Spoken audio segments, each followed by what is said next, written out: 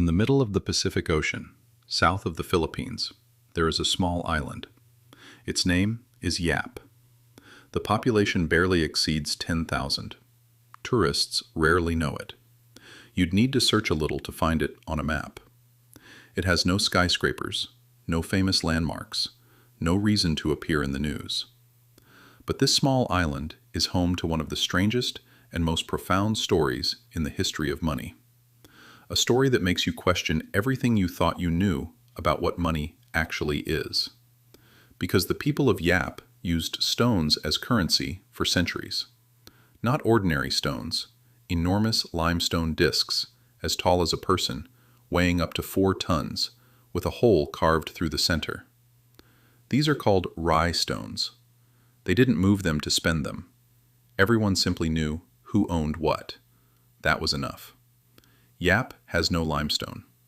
So hundreds of years ago, the islanders sailed roughly 400 kilometers across open ocean on bamboo rafts and small canoes to the islands of Palau. There, they carved these enormous discs from limestone quarries, by hand, with basic tools, for months at a time. Then, they carried them back. Every voyage carried the real risk of death. Many never made it home. A stone's value wasn't measured by size alone. How many people died bringing it, how dangerous the journey was, how respected the craftsman, all of this determined its worth. Money was born from labor, sacrifice, and risk, just like gold, just like silver. The material almost didn't matter. What mattered was what it cost to obtain it. Now think about this. A family owns one of these stones. It sits permanently in the village square, too large to move, too heavy to carry. They trade it to another family.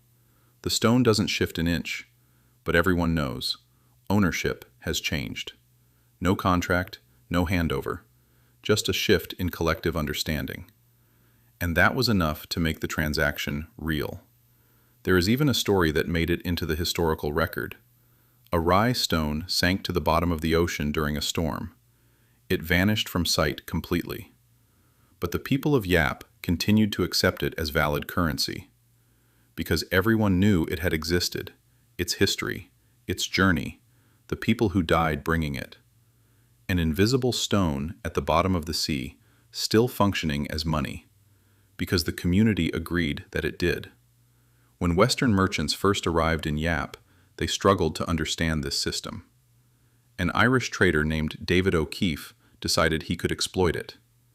He sailed to Palau on modern ships, used iron tools to quarry large stones efficiently, and brought them back to sell to the islanders. He expected to get rich. Instead, Yap society accepted his stones, but at a far lower value than traditionally quarried ones.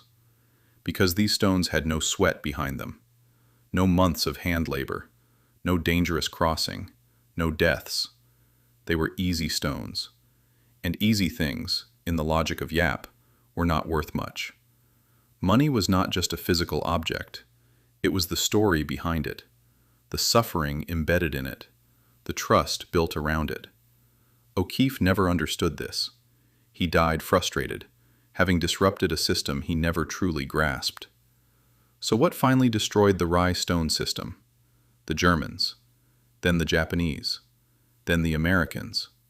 Yap changed hands between 3 colonial powers within a single century. Each imposed its own currency and its own economic logic. The rye stones were slowly pushed out of everyday life, first to the margins, then to memory. Today, the stones are still there, standing in village squares, lining roadsides, but they are no longer currency. They became tourist attractions, cultural heritage, objects people photograph and move on from.